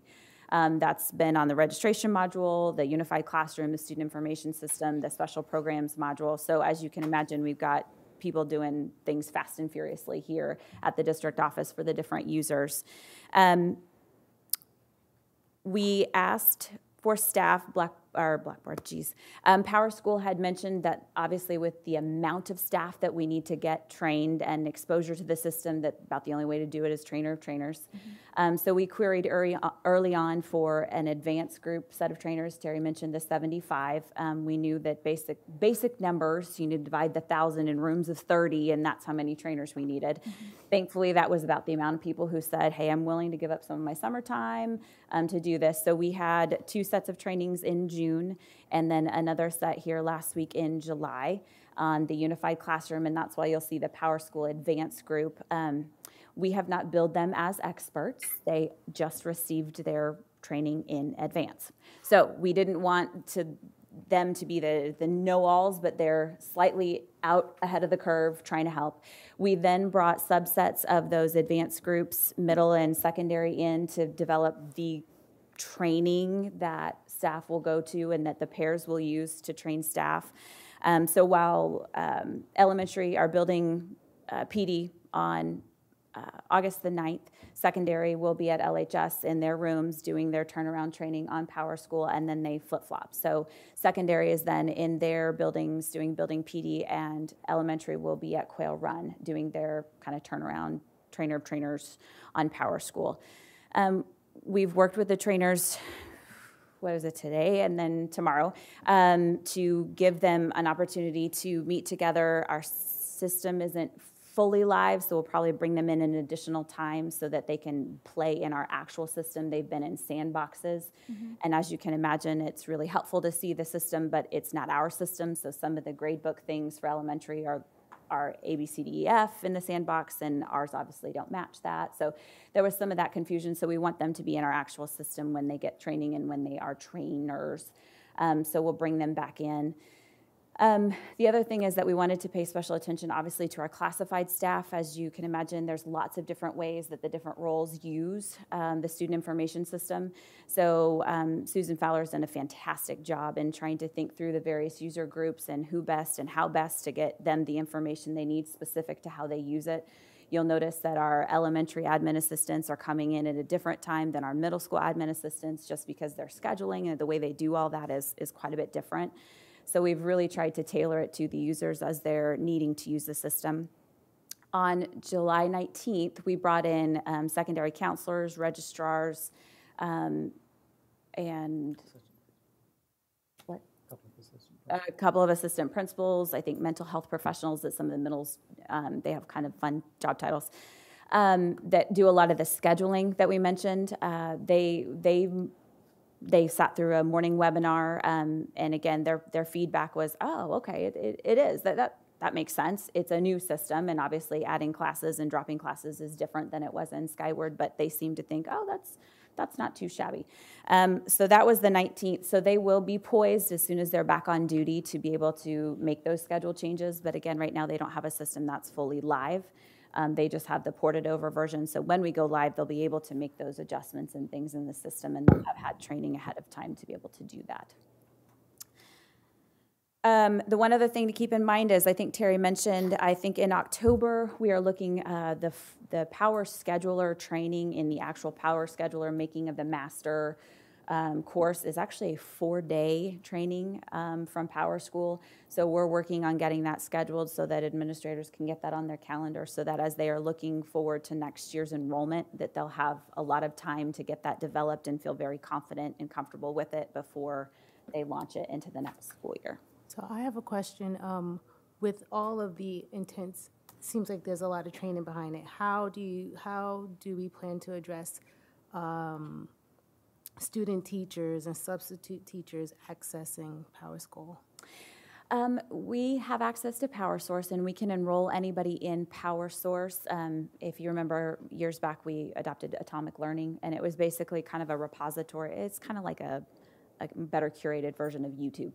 It's got a bunch of quick mastery in minutes videos that, oh, I don't remember how to add a kid to my course or add an assignment. You can go in there and do a quick search in Mastery of Minutes and watch a 1.5-minute video on how somebody's clicking through the system to do that, which is not something we've ever had in Skyward, ever.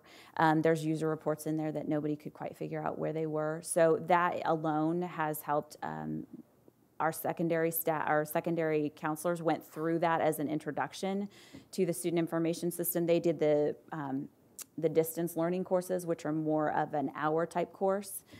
They found those really helpful. And again, it's nice that you can kind of click through things that don't apply to you and watch specific things that do. So we'll plan on making that available to anybody as needed. The nice part, at least this year, is that our new staff, as they're coming in, they won't have this at induction because they're new and everybody's new to the system, so they'll get it on August the 9th and the 10th. And then obviously, as you can imagine, we're training everybody. So our learning coaches will be able to jump right in and help them access the videos if they're not exactly sure themselves. We do know that obviously there are going to be some questions that come up on the 9th and the 10th and the 13th. And so we've been asked to kind of have a back channel, if you will. Terry and I will be manning the back end of a Google form. And we'll have access to this Google question form, and basically it'll have a, hey, what's your email address and what's your PowerSchool question? As a final resort, like I've talked to my neighbor, I've looked in the resource, I've talked to the person that's in front of me in the advanced group, and I can't figure out how to do this. That will populate this back end, and that will allow then Terry and I to kind of monitor that as the PD is happening, be able to respond directly to people if we know the answer and or say, oh gosh, we need to frequently ask questions, and let's start it here because we've gotten 6 of this. So we're developing that so that that's available to help answer some of those questions that come up in an ongoing fashion. To address the substitute question, there's a substitute login that's separate within PowerSchool, so that substitutes only see basically take attendance kind of things, so that they're not seeing any protected information that they shouldn't see or whatever it might be. So there's a substitute login. They can take attendance that way. If the teacher has specific assignments within the learning management system, they'll be able to see that, but they won't have access to the full system as a day-long substitute. If they're a long-term sub, so that they are here for 6 weeks or longer, they will have teacher access, because obviously they're going to need it for a long period of time. As well as the student teachers. Yes. Yeah. All right, so parent guardian access, parents that have an email address will be able to access PowerSchool. It's very transparent. We actually have several people in the district who are parents in districts that have PowerSchool, and they've said, hey, look at all the stuff I can see in this app. So there will be a login that we will send out to parents that they can then go to this website to get access.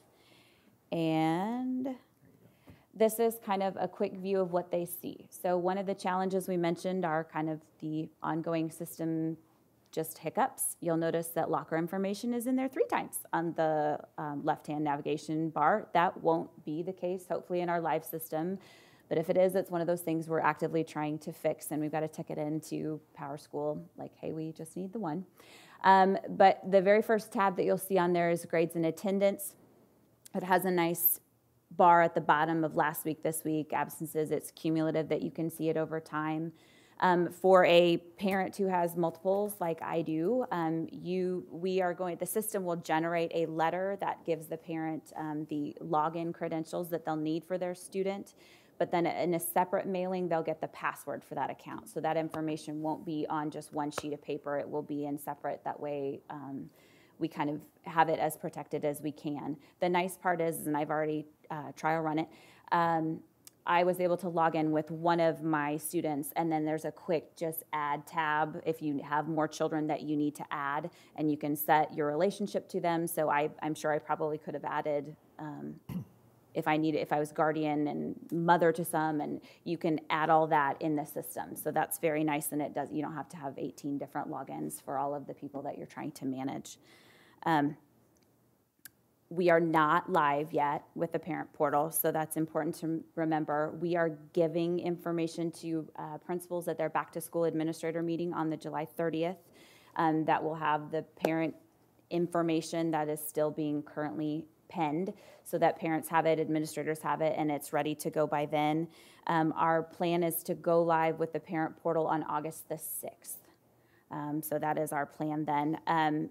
Also, we've been asked and will help assist buildings to have information at their back-to-school functions whenever and however those look, so that parents, if they possibly want help in getting signed in to Power School or more information about it, can access that at that back-to-school, those functions.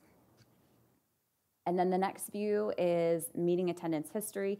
We just kind of picked a couple. So you can see if you wanted a really drilled down look, again, this is Sandbox. So the attendance codes at the bottom, you'll be able to see kind of where the child was throughout the day and kind of keep track by the very specific date and when school was in. You'll notice those dots that help walk you through that.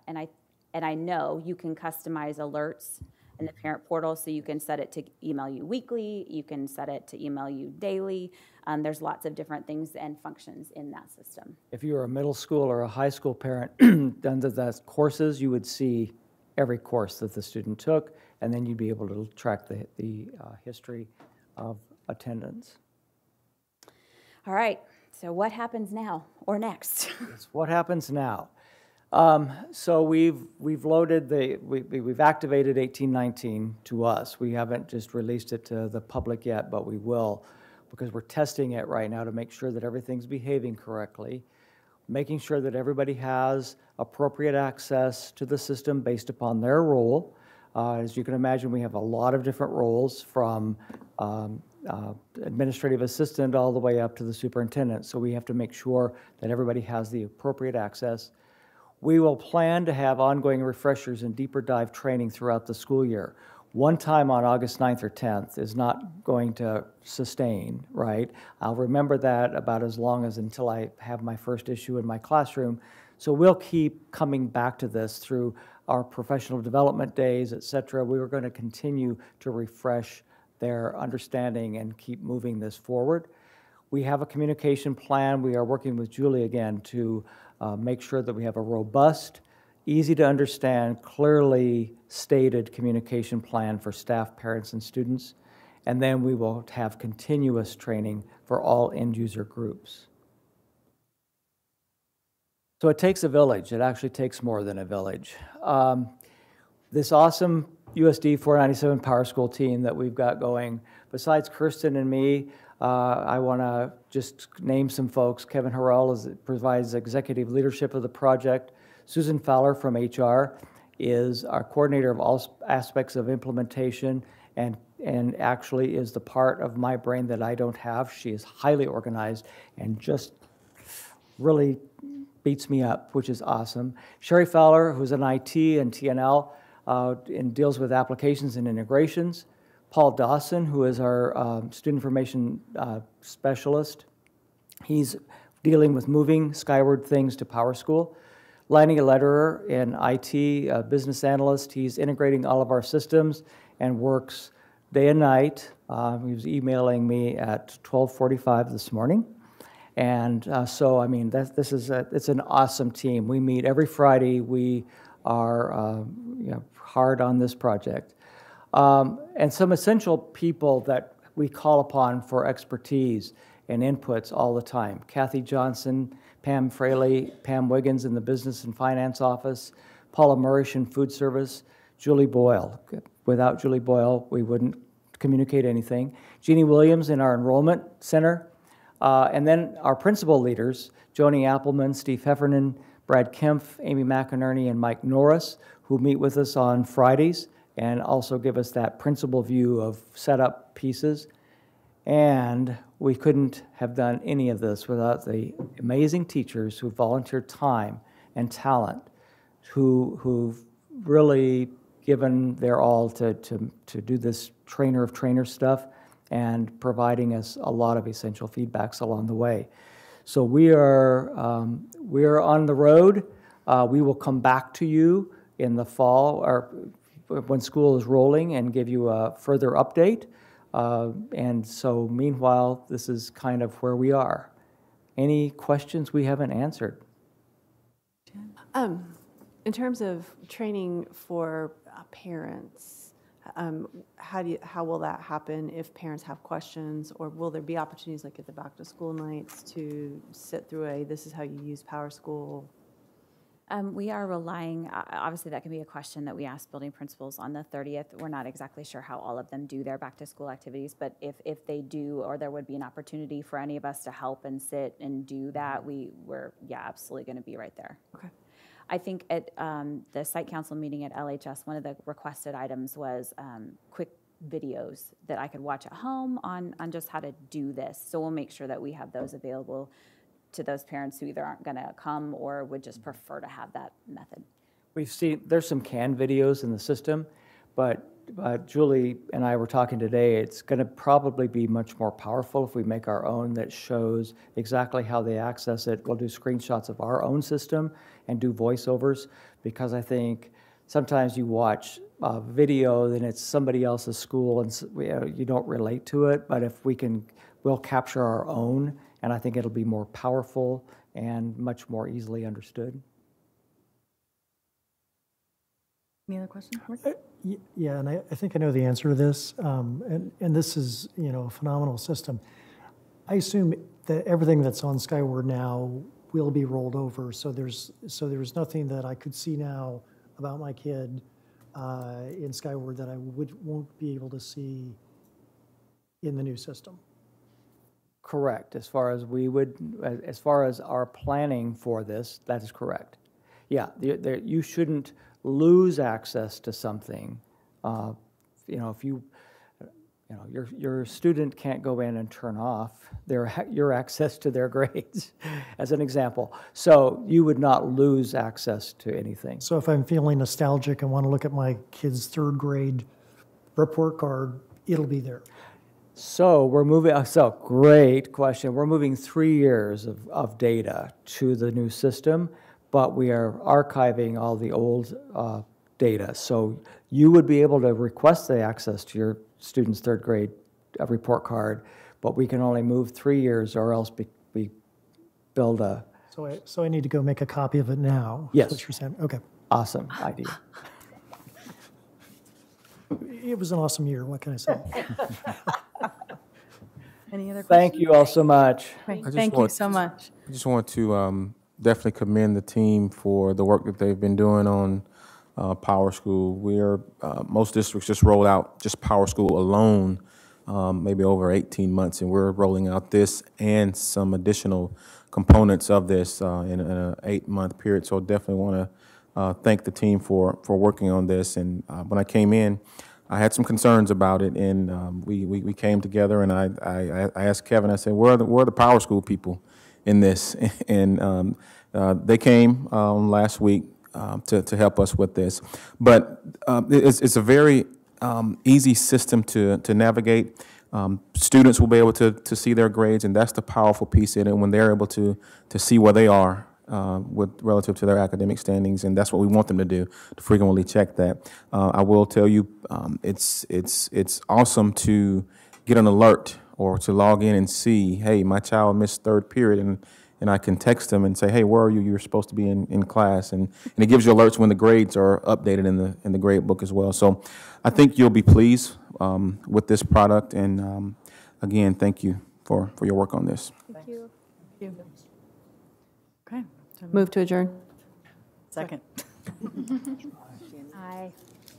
So Shannon, if we text our